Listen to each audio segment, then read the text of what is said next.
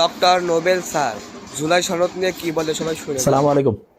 জুলাই সনদ এটা মূলত জনগণের যে ক্ষমতা সেটা তাদের হাতে ফিরিয়ে দেওয়ার একটা প্রক্রিয়া। তো এই সনদটা আসলে বাস্তবায়ন করার দায়িত্ব এখন কিন্তু পুরো বিএনপির। কি কারণে? কেননা জুলাই সনদের মধ্যে যে কথাগুলো আছে সেটা যদি আমরা সংবিধান সংশোধনের মাধ্যমে প্রতিষ্ঠিত করতে চাই, তাহলে সংবিধানের কিন্তু একটা সুন্দর নিয়ম আছে যে 2/3 বেশি ভোট যদি কেউ পেয়ে থাকে কোনো দল, তাহলে সে ইজিলি এটা করতে পারে। তো তাদের কিন্তু এই ম্যান্ডেটটা আছে। তার মানে তারা শুধু চাবে যে হ্যাঁ, আমরা যে জুলাই সনদের উপর ভিত্তি করে হ্যাঁ ভোট যে জয়লাভ করলো, এইটা আমরা আসলেই জনগণের হাতে তাদের ক্ষমতাটা ফিরাই দিতে চাই, আমরা এটাতে বদ্ধপরিকর। এটা যদি তারা মনের থেকে চায় তাহলে এটা খুব ইজিলি করতে পারবে। আর যদি তারা করতে না চায় তাহলে তারা কি করবে, কিভাবে এটা আটকাবে সেটা বলেই দিই আমরা, তাহলে যে কেউ বুঝতে পারবে। প্রথম হচ্ছে যে যে কারো দ্বারা একটা রিট করে দিবে। অলরেডি এটা কিন্তু শুরু হয়ে গেছে। কোন একজন নাকি রিট করে দিয়েছে যে গণভোটের ফলাফল এটাকে চ্যালেঞ্জ করে স্থগিত করা যায় কিনা। এগুলো হচ্ছে সব ভাওতাবাদী ছাড়া কিছু না।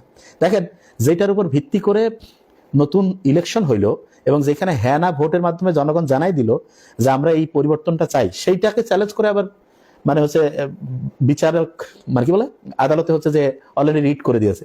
তার মানে এটা হচ্ছে খুবই মানে হচ্ছে সন্দেহজনক। এখন ধরা যাক যে বিএনপিকে কেউ বললো, বিএনপি যদি চায় যে আমরা এটা বাস্তবায়ন করবো না, তাহলে তারা কিভাবে কাজটা করবে সেটা আগে জানাই দিই আমরা, তাহলে বোঝা যাবে যে কাজটা কিভাবে হয়। তখন বলবে যে দেখেন, আমরা তো বাস্তবায়ন করতে চাই, কিন্তু এটা তো হচ্ছে ওইটাকে বলে যে বিচারকের আদালতের মধ্যে একটা ব্যাপার আছে, তাই এটা নিয়ে আমরা কিভাবে কাজ করব। সবার উপরে আদালতকে সম্মান করতে হবে। এই জন্য হচ্ছে আদালত থেকে আগে রায় আসুক, তারপর আমরা করে দিব। আদালত ওদিকে বলবে যে হ্যাঁ, ডেট আমরা পিছাচ্ছি, দেখতেছি, হিয়ারিং শুনি, এটা সংবিধানের মূল ব্যাপারের সাথে সংঘর্ষ হয় কিনা, এটা নিয়ে আমরা একটু গবেষণা করবো। এই গবেষণা করতে করতে এমন হইতে পারে মাসের পর মাস, বছরের পর বছর, ক্ষমতায় 5 বছর শেষ করে দিতে পারে। এবং তারা